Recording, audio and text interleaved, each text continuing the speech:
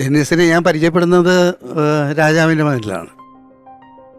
അപ്പോൾ അതിൽ വർക്ക് ചെയ്യാനായിട്ടുണ്ടായിരുന്ന സാഹചര്യം എന്ന് പറയുന്നത്, ഈ വിൻസെൻ്റ് ഗോമസിന് അദ്ദേഹത്തിൻ്റെ മനസാക്ഷി സൂക്ഷിപ്പുകാരനായിട്ട് ഒരാളെ ഉണ്ടായിരുന്നുള്ളൂ.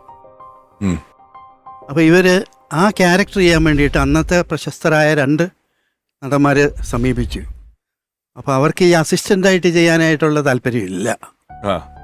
അങ്ങനെ വന്നപ്പോൾ ഡെന്നിസും ഒക്കെ കൂടി ആലോചിച്ചു, എങ്കിൽ നമുക്ക് 2 പേരെ കൊണ്ടുവരാം എന്ന് പറഞ്ഞിട്ടാണ് ഞാനും സുരേഷ് ഗോപിയും ആ ക്യാരക്ടർ ചെയ്യുന്നത്. അതെ. അപ്പം അന്നാണ് ഞാൻ ആദ്യമായിട്ട് ഡെന്നിസിനെ പരിചയപ്പെടുന്നത്.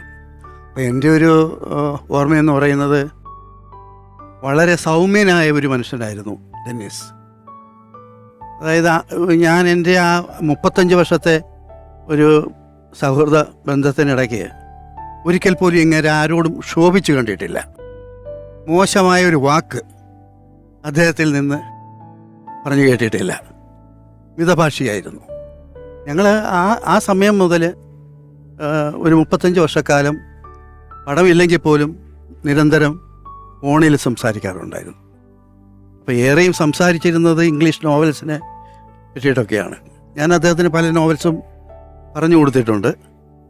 ഇത് സിനിമയാക്കാൻ പറ്റുമെന്ന് നോക്ക് എന്ന് പറഞ്ഞ് അദ്ദേഹം ചില സമയത്ത് നമ്മൾ ഈ കേരളം പോലെയല്ല, ഈ ബോംബെയിലും ഡൽഹിയിലും ഒക്കെ ചെന്ന് കഴിഞ്ഞാൽ ഈ മുക്കിന് ബുക്ക് സ്റ്റോൾസ് ഉണ്ടാവും.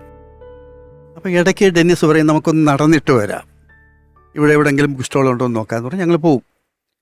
അവിടെ ചെന്ന് കഴിഞ്ഞിട്ട് ഡെന്നിസ് എന്നോട് പറയും, നിങ്ങൾ പറഞ്ഞ ഏതെങ്കിലും നോവൽ ഇവിടെ ഉണ്ടോ